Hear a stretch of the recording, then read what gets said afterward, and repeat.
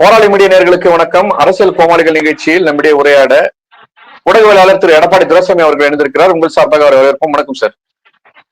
வணக்கம், அனைவருக்கும் வணக்கம் சார். ஒரு அரசியலுடைய தீவிர செயல்பாட்டுக்கு வருவதற்கு முன்பாகவே ஒரு கட்சியை பற்றி அதிகப்படியான விமர்சனங்கள் எழுவது அநேகமாக தமிழக வெற்றி கழகத்திற்குத்தான் அந்த பெருமை இருக்கும்னு நினைக்கிறேன்.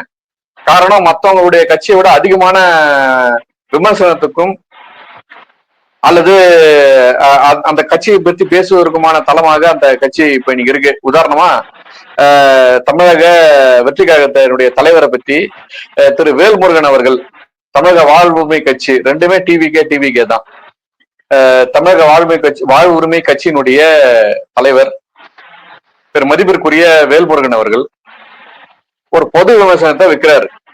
நீ ஒரு கட்சி தலைவனா இருக்கலாம், ஆனா அதுக்காக ஒரு பொது வெளியில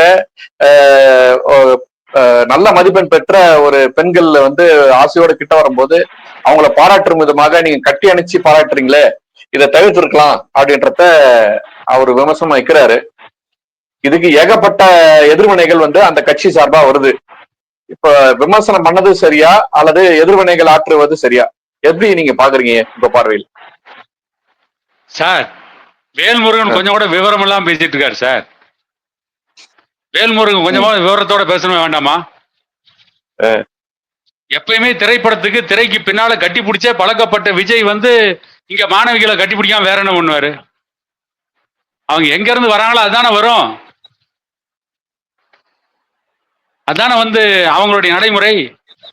ஒரு காலத்துல திரைப்பட விழாக்கள்ல கூட நடிகர் நடிகைகள் அந்த விழாவில் நாகரிகமா இருந்துக்குவாங்க. அது திரைப்படங்கள்ல நடிச்சிருப்பாங்க, கட்டி பிடிச்சி நடிச்சிருப்பாங்க. இப்ப திரைப்பட விழாவிலே நடிகர் நடிகை எல்லாம் கட்டி பிடிச்சிக்கிட்டே இருக்கிறாங்க. அப்புறம் அங்க இருந்து வந்த விஜய் எப்படி இருப்பாரு? ஒரு காலம் அதை தெரியாம வேல்முருகன் பேசிட்டாரோ? இல்ல, வேல்முருகன் தமிழ் பண்பாடு, தமிழ் கலாச்சாரம் இதை பார்த்துட்டு அதை வச்சுட்டு பேசுறாரு. ஏன்னா பாபா படத்துக்கு எதிராக எதிர்வினை ஆற்றியது பாட்டாளி மக்கள் கட்சியுடைய நிறுவனர் டாக்டர் ஐயா அவர்கள். ஒருவேளை பாட்டாளி மக்கள் கட்சியுடைய நிறுவனர் டாக்டர் ஐயா கிட்ட பயிற்சி எடுத்ததுனால இந்த தமிழ் சமூகத்திற்கு இருக்கின்ற சீரழிவுக்கு எதிராக வேல்முருகன் பேசி இருக்கிறார் அப்படின்னு நினைக்க வேண்டியிருக்கு. நாம என்ன கேட்கிறோம், நீங்க ஒரு மாவட்டத்துல அதிக மதிப்பெண் பெற்ற 3 மாணவிகளை தேர்வு செய்து சென்னைக்கு கூட்டிட்டு அவங்களுக்கு பரிசு கொடுக்குறீங்க. பரவாயில்ல, வரவேற்கிறோம். நீங்க பரிசு கொடுக்கலனாலும் அவங்க அரசு ஒதுக்கீட்டுல இலவச சீட்லயே போய் படிச்சிருவாங்க. யாரு? இந்த மாவட்டத்துல முதல் 3 இடங்கள் பெற்ற மாணவிகளுக்கு எந்த அரசு கல்லூரியில் சீட் கிடைக்காம போகுது? எல்லா அரசு கல்லூரியிலும் சீட் கிடைக்கும். குறைந்த கல்வி கட்டணத்திலே படிச்சிருவாங்க. நீங்க இவங்களை கூப்பிட்டு அவங்கள மூலமா ஒரு விளம்பரம் தேடுறீங்களே. இந்த கிராமப்புறங்கள்ல படிக்கவே வழி இல்லாம, வாய்ப்பு இல்லாம, வசதி இல்லாம கல்லோடைச்சிட்டு இருக்காங்கல்ல, அந்த பிள்ளைங்களுக்கு எல்லாம் யார் உதவி பண்றது? நீங்க நாங்க முதல் இடத்தை பெற்ற மாணவிகளுக்கு பரிசு கொடுத்தோம் அப்படின்னா, வெற்றி பெற்றவனுக்கு தங்க கோப்பை கிடைக்கிறது பிரச்சனையே இல்ல. வெற்றி பெற முடியாமல் தவிக்கிறவன அடுத்த வெற்றியை நோக்கி அழைத்து செல்வதுதான் சார் முன்னேற்றம்.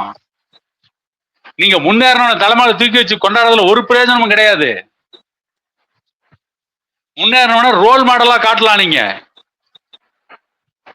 அங்க பள்ளிக்கூடத்துக்கே போக முடியாம இருக்கிறாங்களே, அந்த வசதி வாய்ப்பே இல்லாம இருக்காங்க, அவங்களுடைய நிலைமை என்ன? அதை பத்தி இந்த நடிகர்கள் எல்லாம் ஏன் சிந்திக்கல? மாவட்ட வாரியா இல்ல சார், அவங்க தொகுதி வாரியாட்டம் 234 தொகுதியில இருந்தும் முதல் 3 அதிக மதிப்பெண் பெற்ற மாணவர்களை அழைத்து அவர் பாராட்டுறாரு. இல்ல, அவங்க மாவட்ட வாரியா கூப்பிட்டு சார், தொகுதி வாரியா கூப்பிட்டோம். நாம கேட்கிற கேள்வி இதுதானே, நாம வைக்கிறது இதுதானே. வேல்முருகன் அதானே கேட்டாரு. வேல்முருகன் நீ கூப்பிட்ட, பரிசு கொடுத்த என்னவோ பண்ணிட்டு போ. நீ அவங்க பெற்றோர்கள் முன்னாலே அவங்கள கட்டி பிடிக்கிறது, முத்தம் கொடுக்கறது, இதெல்லாம் என்ன தமிழ் பண்பாடு? அதெல்லாம் கலாச்சாரமா சார்? ஒரு அப்பா ஸ்தானத்துல இருந்து அவர் பண்றாருன்னு சொல்றாங்க சார். இல்ல, ஒரு அப்பா ஸ்தானத்துல இருந்து தான் அந்த வேலையை செய்யறாரு அவரு. வேல்முருகன் இன்னொரு விஷயத்தை கேட்காம விட்டாரு. நீ புருஷன் ஸ்தானத்திலேயே சரியா நடந்துக்கல, நீ எங்க அப்பா ஸ்தானத்துல சரியா நடந்துக்குவான்னு கேட்டு இருந்தாருன்னா அப்ப என்ன பதில் சொல்லுவீங்க?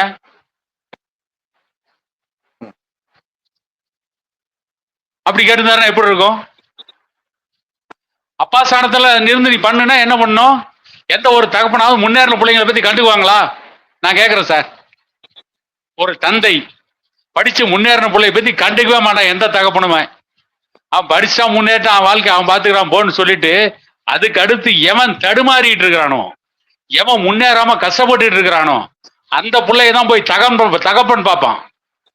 அந்த பிள்ளைக்கு தான் எல்லா உதவியும் பண்ணுவான். எப்படியாவது இந்த பிள்ளையும் வளர்த்துடணும், இந்த பிள்ளையும் முன்னேற்றத்துக்கு கொண்டு போகணும்னா எந்த ஒரு தகப்பனும் போராடுவான். கட்டி பிடிக்கிறது தகப்பன் பாசம் இல்ல, அந்த படிக்க முடியாமல் தவிக்கின்ற ஏழைகளை காப்பாற்றுவது தான், அந்த பிள்ளைகளை படிக்க வைக்கிறது தான் தகப்பன் பாசம். இருந்தாலும் ஏன் விஜய் படிக்க வைக்கல நம்ம கேட்க போறது இல்ல, அதை ஏன் அரசு செய்யலன்னு அவங்கள தான் நம்ம கேள்வி கேட்க போறோம். ஒரு வெற்றி பெற்றவரை வாஞ்சியோட அரவணைச்சு பாராட்டுறதுன்றது நீங்க அந்த பாராட்டல் தான் பார்க்கணுமே தவிர அதுல எப்படி சார் குற்றமா பார்க்க முடியும்? சார் வாஞ்சியோட நீங்க பரிசு கொடுத்தீங்க, ரைட்டு, கூப்பிட்டு பக்கத்துல எடுத்தீங்க, போட்டோ எடுத்தீங்க, அவங்கள பாராட்டிங்க, ரைட்டு, எது கட்டி பிடிக்கிறீங்கன்னு கேட்கறேன். இது என்ன கட்டி போடுறா கண்ணால கண்டபடி கட்டி போடுறான்னு பாடுவீங்களான்னு கொஞ்ச நாள்ல அப்படியும் கூட பாடுவீங்களோ? தமிழ்நாட்டில் எங்க சார் கட்டிப்பிடி கலாச்சாரம்? ஒரு நாள் வசூல் ராஜா எம்பிபிஎஸ் பார்த்து தான் கத்துக்கிட்டாங்களோ? அது அவங்க கூட வந்து ஆறுதல் தேடுகின்ற அந்த மக்களை தான் கட்டி பிடிச்சான் அந்த படத்துல. ஆனா நீங்க மாணவ மாணவிகள் வரவங்களா கட்டி பிடிச்சு நின்றுட்டு இருக்கீங்க. ஒரு நாள் கட்டி பிடிக்கிறதுக்காக தான் நீங்க பிரைஸ் கொடுத்தீங்களா? அதுக்காக தான் பரிசு கொடுத்தீங்களா? இந்த கேள்வியில எழுதல, அதான வேல்முருகன் கேட்டிருக்காரு. ஒரு ஒரு வெற்றி பெற்ற மாணவர்களை ஊக்கப்படுத்துறதுக்காக அவர் செய்யறாரு. அந்த அந்த ஒரு நல்லெண்ணத்தை நீங்க மையப்படுத்தாம அவங்க அந்த ரசிகர்களா தானா வந்து தான் மேல கைய போட்டுங்க, அவரு நாங்க கட்டி பிடிச்சிக்கிறோம் அப்படின்ற மாதிரிதான் நின்று அவங்க எடுத்துக்கிறாங்க. நீங்க அந்த நல்ல பாடுறதை விட்டு கட்டி பிடிக்கிறத மட்டும் குறையா சொல்றதுன்றது அவருடைய அரசியல் வளர்ச்சி புரியாம ஒருவேளை வேல்முருகன் சொல்றாரோ? சார் வேல்முருகன் அவருடைய அரசியல் வளர்ச்சியை பார்த்து கவலைப்பட வேண்டிய அவசியம் இல்லை. வேல்முருகனுடைய பண்ருட்டி தொகுதியில போய் விஜய் ஜெயிச்சிட போறாரா? நான் கேட்கிறேன். எந்த தொகுதியில விஜய் தனியா நீ ஜெயிக்க போறா? ஒரு வளர்ச்சியை பார்த்து கவலைப்படுறாங்க. இவர் என்ன பெரிய மக்கள் தலைவர் எம்ஜிஆரா பார்த்து பயப்படுறதுக்கு? அதாவது இந்த கட்டி பிடிக்கிற இந்த கலாச்சாரமே வேணான்னு சொல்றோம். நீங்க வந்து அவங்களை கூப்பிட்டீங்க, பாராட்டுங்க, நீங்க அவங்கள வந்து கை கொடுங்க, நீங்க பாராட்டுறீங்க, வாழ்த்துங்க, நீங்க மனசார வாழ்த்துங்க, நீங்க இன்னும் பல சிகரங்களை தொடணும்னு பேசுங்க, அந்த மாணவர்களை மோட்டிவேட் பண்ற அளவுக்கு நீங்க பேசுங்க. நாங்க வேணான்னு சொல்ல. கட்டி பிடிச்சீங்கன்னா எல்லாம் சரியா போயிருமா? நான் கேக்குறேன், கட்டி பிடிக்கிறதா பாராட்டுறதா? இல்ல ஒருவேளை இன்னும் அவர் வந்து அந்த ரசிகர் மன்ற தலைவராகவே இருக்காருன்னு நம்ம எடுத்துக்கலாமா சார்? ஒரு கட்சி தலைவரா இன்னும் மாறல அப்படின்னு புரிஞ்சுக்கலாமா? அவர் இன்னும் நடிகனாதான் இருக்காரு. அதுதான் அப்படிதான் நான் கேட்கிறேன். அதான் கேட்கிறேன். அவர் இன்னும் கட்டுடம்பே கல்லூரி தான், அதில் கல்வி கேட்க நானும் வந்தேன் நடின்னு ஒரு படத்துல சிம்ரன் வச்சுட்டு பாடினாரு. அந்த மாதிரி தான் என்ன பாடிட்டு இருக்காருன்னு தான் நினைக்கிறேன். அதான் நாமளும் நினைக்கிறேன். அதான் வேல்முருகன் கேட்டிருக்காரு. மற்றபடி வேல்முருகனை பாராட்டணும், வேல்முருகனுடைய கருத்துக்காக வேல்முருகன் ஆதரிச்சு பேசுன்ற கவலையெல்லாம் நமக்கு கிடையாது. ஏன்னா வேல்முருகனுக்கு எதிராக ஏற்கனவே நான் பலமுறை பேசி பல வழக்குகள்லாம் வாங்கியிருக்கேன். ஆனா நியாயத்தின் பக்கம் நிக்கணும் இல்ல, அதனாலதான் நிக்கிறோம். இல்ல வேல்முருகன் வந்து பொதுவான ஒரு பார்வையில் தான் அவர் சொல்றாரு. அவருக்கு இவங்க எதிர்வினை ஆற்றும் போது அதுக்கு மறுவினையா தான் வந்து திரு வேல்முருகன் அவர்கள் இந்த மேட்டர் எல்லாம் இங்க வச்சுக்காதீங்க, விஜய் வந்து அவருடைய ரசிகர்கள்கிட்ட சரியான வந்து அரசியல் கத்துக்கிறதுக்கு அவங்களுக்கு பாடம் எடுங்கன்னு சொல்றாரு அவரு. இன்னும் சொல்ல போனா தமிழிசை சவுந்தரராஜனே வந்து வேல்முருகனுடைய பேச்சுக்கு கண்டனம் தெரிவிச்சிருக்காங்க சார். இல்ல தமிழிசை சவுந்தரராஜன் எது கண்டனம் தெரிவிக்கிறாங்க? தமிழிசை சவுந்தரராஜன் அரசியல் ஆதாயத்துக்காக கண்டனம் தெரிவிக்கிறாங்க. அவங்க போன சட்டமன்ற தேர்தல் நின்னா, நாடாளுமன்ற தேர்தல் நின்னாங்க, தோத்து போயிட்டாங்க, குறைஞ்ச ஓட்டு வாங்கினாங்க. விஜய் கட்சி பாஜகவோட கூட்டணி வச்சா நாமளும் வந்து ஜெயிச்சுக்கலாம்னு நினைக்கிறாங்க. அந்த அரசியல் ஆதாயத்துக்காக பேசிட்டு இருக்காங்க. இந்த சமூகத்தை பத்தி அவங்களுக்கு என்ன கவலை, என்ன அக்கறை தமிழிசை சவுந்தரராஜனுக்கு? இன்னைக்கு வேல்முருகனுக்கு எதிராக பேசணும்னா ரொம்ப நாகரிகமா பேசிட்டாங்களா? வேல்முருகன் பேசினதான் தப்பு, வேல்முருகனுக்கு எதிராக பேசினா அந்த விஜய் கட்சியை சார்ந்தவங்க ரொம்ப நாகரிகமா பேசிட்டாங்களா? ஒரு சட்டமன்றத்துல வந்து சட்டமன்ற ஆய்வுக்குழு தலைவராக இருந்த ஒருத்தர், சட்டமன்ற உறுப்பினர், அவருக்கு எதிராகவே நீங்க இவ்வளவு மோசமா பேசுறீங்க அப்படின்னா அப்போ உங்களுடைய என்ன உங்களுடைய கோட்பாடு என்ன? அப்ப அந்த தமிழக வெற்றி கழகம் எப்படி இருக்கும்? வேல்முருகன் தமிழக மக்கள்கிட்ட மன்னிப்பு கேட்கணும். என்னங்க போய் கொலை பண்ணிட்டு வந்துட்டார், கொள்ளையடிச்சு வந்துட்டார், போய் தமிழக மக்கள்கிட்ட மன்னிப்பு கேட்கறதுக்கு சாராயம் விற்கிறவன் கஞ்சா விற்கிறவன மன்னிப்பு கேட்கல. அவங்க எல்லாம் மன்னிப்பு கேட்கணும். இந்த கட்சி பேசல தமிழக வெற்றி கழகம். நாங்க அஞ்சலையம்மாளை வந்து அரசியல் வழிகாட்டியா வச்சுட்டோம். நாங்க இன்னும் பலர் அரசியல் வழிகாட்டியா வச்சுட்டோம். வேற யார் வச்சாங்க? இவங்க கட் அவுட் வச்சா சரியா போச்சா? அஞ்சலையம்மாவை பத்தி பல முறை நான் பேசியிருக்கேன். அப்ப நாங்கெல்லாம் யாரு? அஞ்சலையம்மாவுடைய போராட்ட வரலாறு பற்றி யூடியூப்ல நான் தொடர்ந்து பேசியிருக்கேன். ஏன்னா இவங்க தான் பேசுனாங்களா? இவங்க சொல்லிதான் அஞ்சலையம்மாள் எங்களுக்கு தெரியுமா? இவங்க சொல்லாததுக்கு முன்னே எங்களுக்கு அஞ்சலையம்மாளுடைய வரலாறு படிச்சவங்க நாங்க. இல்ல சார், உண்மைதான். இருந்தாலும் தமிழக வெற்றி கழகம் தானே தன்னுடைய கட்சியினுடைய கொள்கை வழிகாட்டிகளாக வச்சிருக்காங்க. வேற எந்த கட்சி வச்சிருக்கு சார்? அந்த அஞ்சலை அம்மாள் பிறந்த சமூகத்தினுடைய கட்சியாக அறியப்படுகின்ற பாட்டாளி மக்கள் கட்சி கூட இதுக்கு முன்னால் அந்த அஞ்சலை அம்மாவை தூக்கி பிடிக்கலையே. இப்பதானே அவங்களுடைய மாநாட்டுல எங்களுடைய சமூகம் தான் சொல்றாங்க. அதுக்கு முன்னாடி இவங்க கூட அந்த வேலையை செய்யலையே. அதுக்கெல்லாம் உதாரணமா தமிழக தானே இருந்திருக்கு சார். பாட்டாளி மக்கள் கட்சி நிறுவனர் டாக்டர் ஐயா தொடர்ந்து ஒவ்வொரு வருஷமும் அஞ்சலையம்மாள் பிறந்த நாள் நினைவு நாளுக்கு ஒரு பதிவு போட்டுட்டு தான் இருக்காரு. அவர் அறிக்கை விட்டுட்டு தான் இருக்காரு. அதை அவங்க பார்க்கல. நீங்க விக்கிரவாண்டியில போனதுனால அஞ்சலையம்மாளை சொன்னீங்க. நீங்க வேற எங்கேயும் போயிருந்தா அஞ்சலையம்மாளை சொன்னாதானே விக்கிரவாண்டியில நீங்க வந்து மாநாடு நடத்த முடியும். அஞ்சலையம்மாளை சொன்னாதானே வன்னியர் சமூகத்துல ஓட்டு வாங்க முடியும். ஓட்டு வாங்குறதுக்காக தானே அஞ்சலையம்மாளை கொண்டு நீங்க சொன்னீங்க. ஏன் அஞ்சலையம்மாளை பத்தி நீ அவ்வளவு இதா இருந்தா ஒரு சினிமா விட அவ்வளவு உனக்கு அக்கறை இருக்குல்ல? அஞ்சலையம்மாளை கொள்கையை வெளிகாட்டின்னு சொல்றீங்கல்ல, பாமக செயலன்னு சொல்றீங்க. ஏன் நடிகர் விஜய் அஞ்சலையம்மாளுடைய வாழ்க்கை வரலாறு ஒரு திரைப்படமா எடுத்து தமிழ்நாட்டுக்கு போட்டு காட்டுங்க. கட்டபொம்மன மாதிரி, வஉசி மாதிரி, கப்பலோட்டிய தமிழன் சார். கட்டபொம்மன் தமிழ்நாட்டினுடைய அரசியல் வரலாற்றுல அரசியல் ரீதியாக பலனடைந்த பல கட்சிகள், இன்னும் சொல்ல போனா நியாயமா சொல்ல போனா அந்த கட்சிக்கு சொந்தம் கொண்டாட வேண்டிய அந்த அஞ்சலை அம்மாளுடைய வரலாற்றுக்கு சொந்தம் கொண்டாட வேண்டிய கட்சி காங்கிரஸ். அவங்களே வந்து தூக்கி பிடிக்காத ஒரு செய்திய அல்லது அவங்க செய்யாத ஒரு செய்திய, அந்த சமூகத்தை சார்ந்த பாடல் கட்சி செய்யாத செய்திய, அல்லது திராவிடத்தினுடைய பாரம்பரியம் சொல்லி கூட திமுக செய்யாத ஒரு செயலை தாவேக செஞ்ச பிறகுதானே சார் நீங்க எல்லாமே பேசுறீங்க. இப்ப சமீபத்துல காங்கிரஸ் கட்சியினுடைய அலுவலகத்துல அஞ்சலி அம்மாவுடைய படத்தை இப்பதானே தொடங்குறீங்க. ஏன் இத்தனை வருஷம் உங்களுக்கு தேவைப்பட்டது சார்? நாங்க ஏற்கனவே சொல்லிட்டோம். நான் ஏற்கனவே உங்களுக்கு பதில் சொல்லிட்டேன். அதாவது இந்த தாவேகாங்கிற ஒரு கட்சி, இந்த தமிழக வெற்றி கழகம்ன்ற ஒரு கட்சி வரத்துக்கு முன்னையே அஞ்சலை அம்மாவை பத்தி பல இடங்கள்ல பாமக நிறுவனர் டாக்டர் ஐயா பேசியிருக்காரு. அஞ்சலை அம்மாவுடைய பிறந்த நாள் நினைவு நாளுக்கு தவறாம அவருடைய பதிவு வரும். அது இவங்க பார்க்கல. இவங்க என்னமோ அஞ்சலை அம்மாளை பேச அப்படின்னா சரி, அஞ்சலை அம்மாளை பேசுனீங்கல்ல, அப்ப அஞ்சலை அம்மாள் பிறந்த சமூகத்தினுடைய இடஒதுக்கீட்டை பத்தி பேசுனீங்களா? நான் கேக்குறேன். அஞ்சலை அம்மாளை பத்தி பேசிட்டோம், அஞ்சலை அம்மாளை பத்தி பேசிட்டேன்னு சொல்லிட்டு வன்னியர் சமூகத்தை ஏமாத்துறீங்கன்னு தானே அர்த்தம்.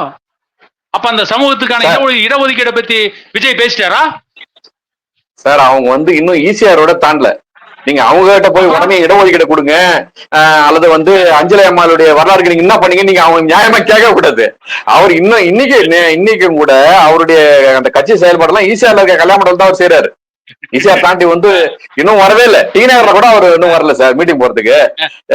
பாடல் மக கட்சியாவது அவங்க ஏற்கனவே ஏகே மூர்த்தி அவர்கள் பொறுப்புல இருந்த வரையும் ஆனாவனா அந்த டி நகர் பஸ் ஸ்டாண்ட் பகலகிற அந்த முத்து ராமலிங்கம் சாலையில தான் தொடர்ச்சியா கூட்டம் போடுவாங்க.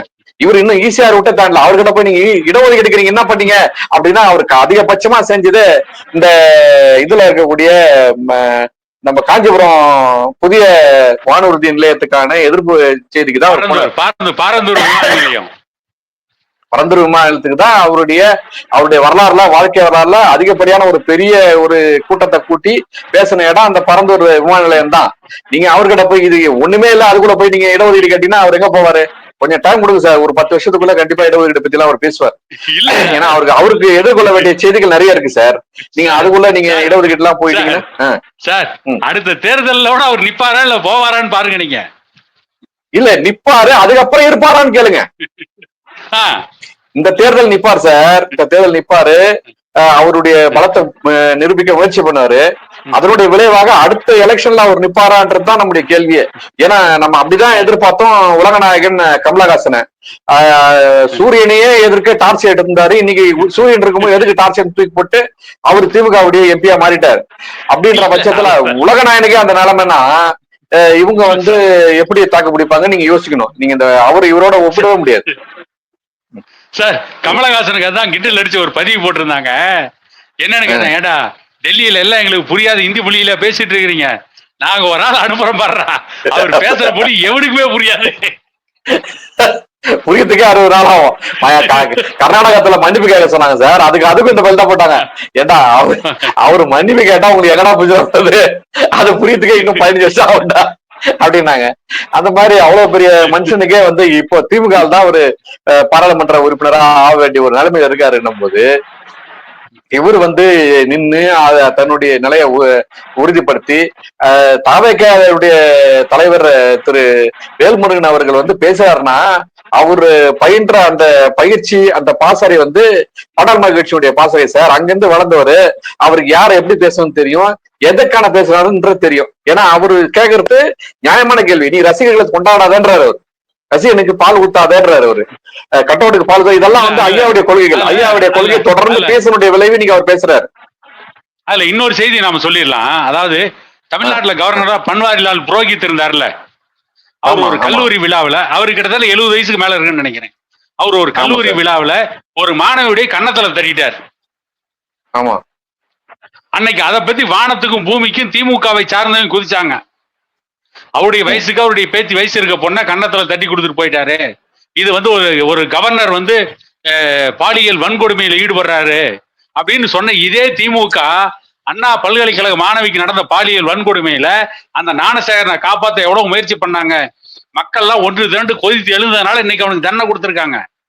ஆக இந்த மாணவிகளுக்கு எதிராக நடக்கின்ற பாலியல் வன்கொடுமை, இதெல்லாம் நடிகர் விஜய் இருந்து மாணவிகளை கட்டிப்பிடிக்கிறத பார்த்துட்டு நாமளும் மாணவி கட்டிப்பிடிச்சா தப்பு இல்லைன்னு எல்லாம் கட்டிப்பிடிக்க ஆரம்பிச்சிருவாங்க.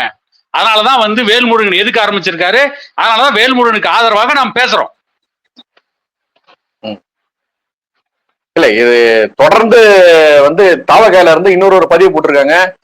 இன்னும் ஒரு படி மேலாக சொல்ல வேண்டுமானால், வருகின்ற தேர்தலையே வந்து எங்களுடைய தலைவர் தான் வந்து முதலமைச்சர்னு சொல்லிட்டு மக்கள் பேசிக்கிறாங்க. அப்படியாப்பட்ட ஒரு தலைவர் பேசுற அவருடைய நடவடிக்கை இவர் வந்து கொச்சப்படுத்துறாரு, இது வன்மையான கண்டிக்கக்கூடியதுன்றாரு. முதல்வர்லயே முடிவு பண்ணிட்டாங்களா சார் விஜய? இல்ல, அவரு ஜனநாயகன் ஒரு படம் இருக்கு இல்லையா, அதான் நான் கடைசி படம்னாரு. அடுத்து முதல்வர்னு ஒரு படம் நடிப்பாரு, அதுல முதலமைச்சர் கேரக்டர்ல வருவாரு. அதை சொல்லிட்டு இருக்காங்க அவங்க. வேணா முதலமைச்சர்னு ஒரு நாற்காலி எழுதி வேணா உட்காந்துக்க சொல்லுங்க. பரவன்லாம் எம்ஜிஆர் ஆயிட முடியாது. நடிகர் திலகம் சிவாஜி கணேசன் திருச்செந்தூர்ல வந்து டெபாசிட் எழுந்தாரு. அடுக்குமொழி வசனம் பேசின டி ராஜேந்தர் அரசியல் கட்சி எங்க இருக்குன்னு தெரியல. ஒரு கேள்வி கேட்டா கூட அதுக்கு ஒரு கதையை சொல்லி பதில் கொடுத்த பாக்கியராஜுடைய அரசியல் கட்சி எங்க இருக்குன்னு தெரியல. நல்லா வந்த மனுஷன் விஜயகாந்த் கட்சி இன்னைக்கு நாசமா போய் நடுவீதியில் நிக்குது. அது எங்க இருக்குன்னு தெரியல. இவங்க கனவில் இருக்கிறாங்க. கனவு யார் வேணாலும் காணலாம் சார். அப்துல் கலாம் கனவு சொன்னாரு, இப்படியா கனவு காணுவீங்க? சரத்குமார் அவர் என்ன ஆனாரு? சரத்குமார் அவர் என்ன ஆனாரு? கார்த்திக் ஆந்திராவுல கட்சி ஆரம்பிச்சாரு. சிரஞ்சீவி என்ன ஆனாரு? சிரஞ்சீவி ஆந்திராவில் கட்சி ஆரம்பிச்சு ஆட்சி பிடிச்ச என்டி ராமாராவ் கடைசியா ஆட்சி இல்லாம ஒண்ணு இல்லாம சந்திரபாபு நாயுடு விட்டுட்டு போய் அம்போன்னு செத்தார கடைசியா. இவங்க என்னமோ கட்சி ஆரம்பிச்சோன்னா அப்படியே நடிகர் விஜய் பெரிய உலக புரட்சியாளர், கார்ல் மார்க்ஸ் லெனினா. கார்ல் மார்க்ஸே கடைசியா சோத்துக்கு இல்லாம தான் வாழ்ந்தாரு, வறுமையில வாழ்ந்தாரு. இவங்க என்னவோ கட்சி ஆரம்பிச்ச உடனே இவங்க பெரிய தலைவர், இவங்க பெரிய அப்படியே நாடால வந்தவங்க மாதிரி காட்டிட்டு இருக்கிறாங்க. இது சும்மா எதுக்கு சார் இந்த கதையை விட்டுட்டு இருக்கிறாங்க? கதை விட்டு தமிழ்நாட்டில் இருக்க மக்கள் ஏமாளின்னு நினைச்சிட்டு இருக்காங்களா? எதை ஏமாந்து திமுக அண்ணா திமுக தான் ஓட்டு போட்டுட்டு இருக்கான், அதே மாதிரி ஏமாந்து நமக்கு ஓட்டு போட்டுருவான் நினைக்கிறாங்களா? சினிமாவில் நடிச்சுட்டா இவங்கெல்லாம் பெரிய தலைவரா? ஒரு ஒரு இதுல விழாவை சத்யராஜே சொல்லுவானே, எங்களை சினிமா நடிகர்லாம் ஏங்க தலையில் தூக்கி வச்சு கொண்டாடிக்கிட்டு இருக்கிறீங்க, எங்களுக்குலாம் ஒரு வெங்காயமும் தெரியாது, டைரக்டர் ஸ்டார்ட்னா நடிப்போம், கட்டுனா நிறுத்துவோம், எங்களுக்கு வேற என்ன தெரியும், எங்களை இந்த ஆல்பர்ட் ஐன்ஸ்டீன் ரேஞ்சுக்கெல்லாம் எங்களை வந்து கொண்டு போகாதீங்க, எங்களுக்கு நீங்க சோறு போடுறீங்க அவ்வளவுதான். அவரும் கடைசியில ரொம்ப ராஜதந்திரமா இல்ல சார், அவரும் ரொம்ப ராஜதந்திரமா அவரு நேரடியா வராம அவருடைய பொண்ணு அரசியல் இறக்கிட்டாரு இல்ல சார்? இல்ல சார், அதாவது அவர் பொண்ணு அரசியலுக்கு போட்டு திமுகவுக்கு போட்டோம், அது வேற விஷயம். அவர் சொல்லிதான் போனாங்களா சொல்லாம போனாங்களா அது வேற விஷயம். இவரு அரசியலுக்கு வரமாட்டேன்னு சொல்லியே. அவர் வந்து நடிகர்கள் ஒண்ணு நாங்க வந்து பெரிய ஆள் இல்லைன்னு தானே சத்யராஜ் சொன்னாரு. எங்கெல்லாம் ஆல்பர்ட் ஐன்ஸ்டீன் ட்ரெயினுக்குலாம் கொண்டு போவாதீங்க, அந்த ரேஞ்சுக்கெல்லாம் எங்களை கொண்டு போவாதீங்க, நாங்களாம் அந்த அளவுக்குலாம் ஒர்த்து கிடையாது, இங்க உட்காந்துருக்க அந்த டீச்சருக்கு என்னை விட அதிகமா தெரியும் அப்படின்னாரு. அந்த உண்மைதான் இன்னைக்கு இருக்குது. நான் கேட்கிறேன் சார், விஜய்க்கு கடந்த கால வரலாறுகள் தமிழக வரலாற எந்த ஒரு மீட்டிங்ல 1 மணி நேரம் எழுதி கொடுக்காம பார்க்காம பேச சொல்லுங்க சார். அதான் சார் ஒரு தலைவருக்கு அடையாளம். ஈழத் தமிழர் பிரச்சனையை பத்தி பேச சொல்லுங்க சார். ஆரம்பத்தில் நடந்தது என்ன, கடைசியா நடந்தது என்ன, எங்கேயாவது யாருமே எழுதி கொடுக்காம ஒரு சீட்டு இல்லாம படிக்க சொல்லுங்க.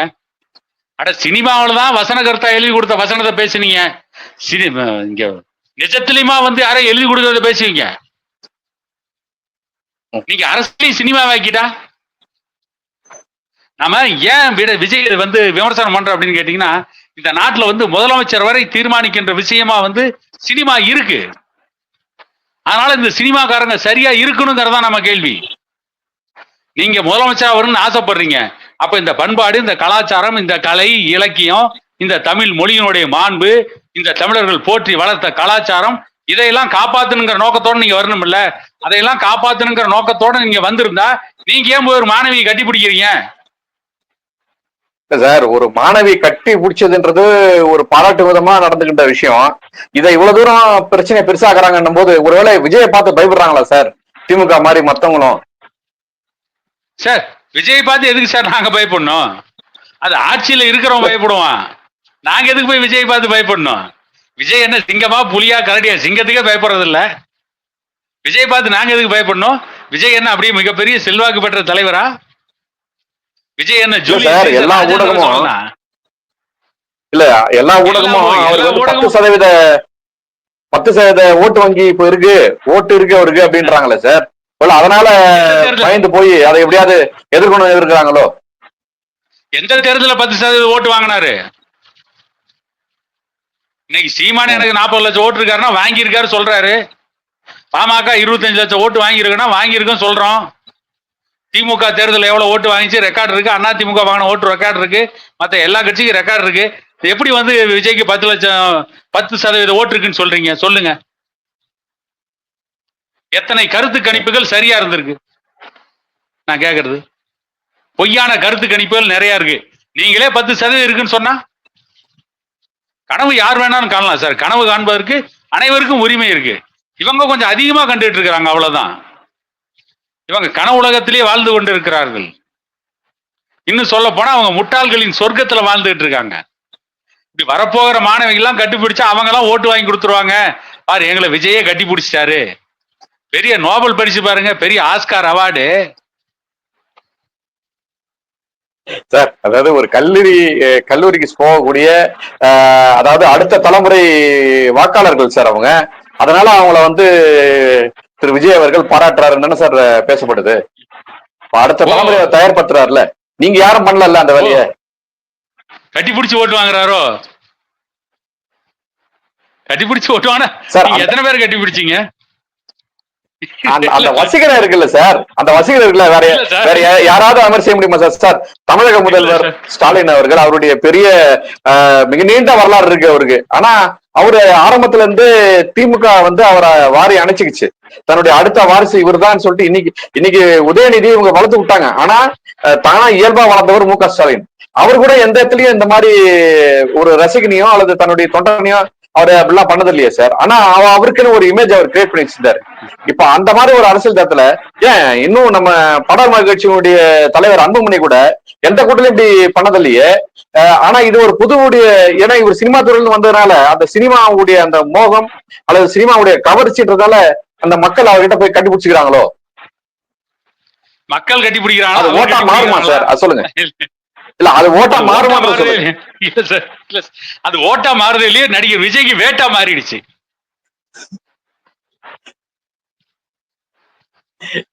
ஆரம்பிச்சு வச்சா நாம வேல்முறை ஆரம்பிச்சு வச்சா நாம பேச ஆரம்பிச்சிட்டோம். அடுத்து இன்னும் பலர் பேசுவாங்க. நன்றி சார்.